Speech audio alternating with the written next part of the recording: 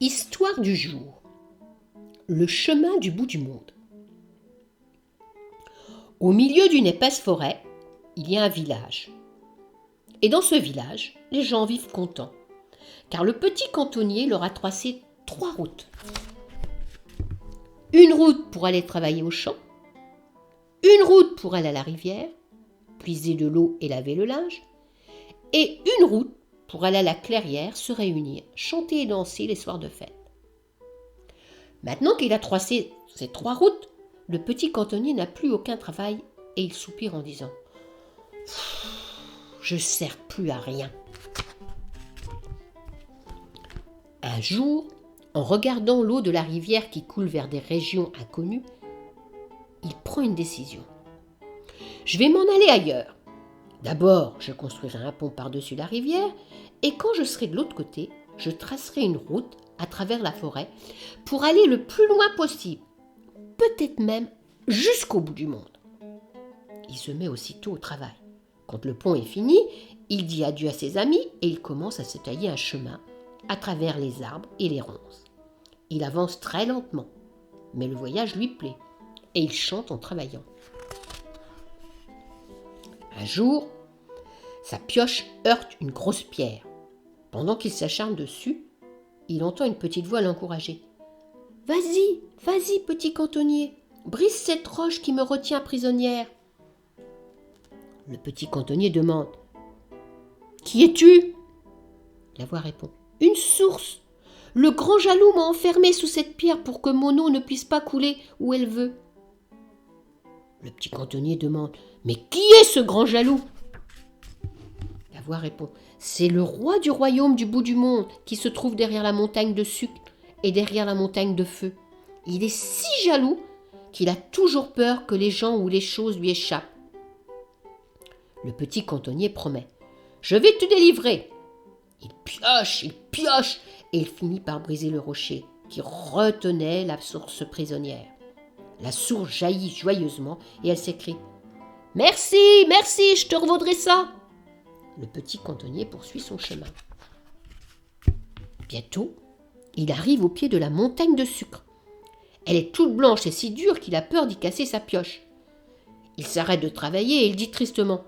« Mon chemin finit là, je n'ai plus qu'à rentrer chez moi. » Mais il entend une voix qui supplie. « Je t'en prie, je t'en supplie, petit cantonnier, n'abandonne pas ta route.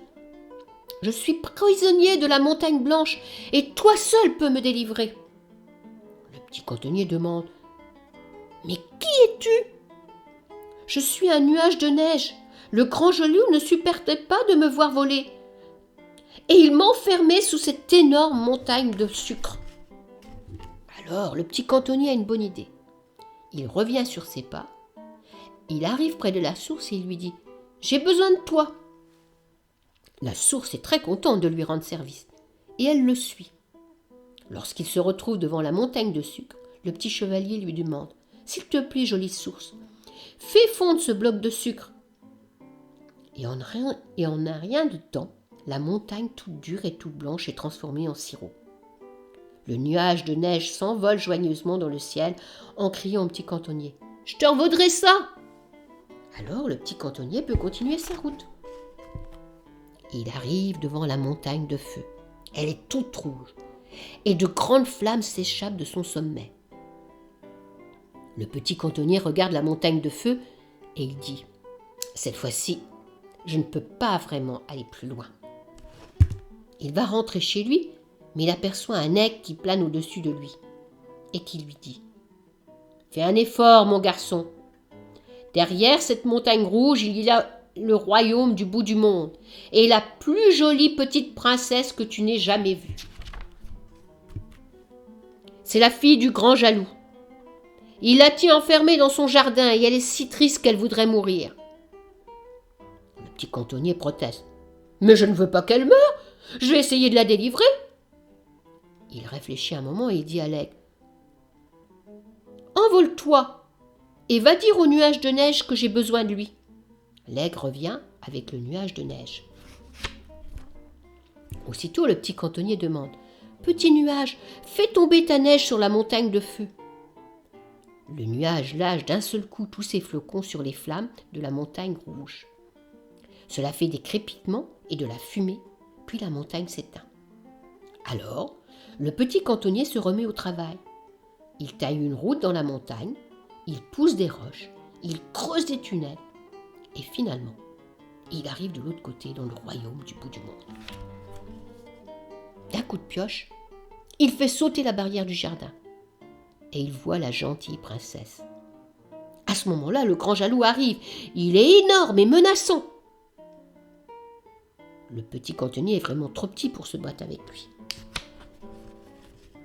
Alors l'aigle se précipite. Il plante ses serres dans le menton du grand jaloux et il l'emporte d'un seul coup d'aile si loin qu'on ne les a jamais revus. Le petit cantonnier prend la princesse par la main et il la conduit sur le chemin qu'il a lui-même tracé. Ils reviennent ensemble au village du petit cantonnier. Les amis les accueillent avec des cris de joie. Tous ensemble, ils marchent sur la route qui va à la clairière. Et là, ils fêtent ensemble l'ouverture du grand chemin qui mène librement jusqu'au bout du monde. Fin de l'histoire.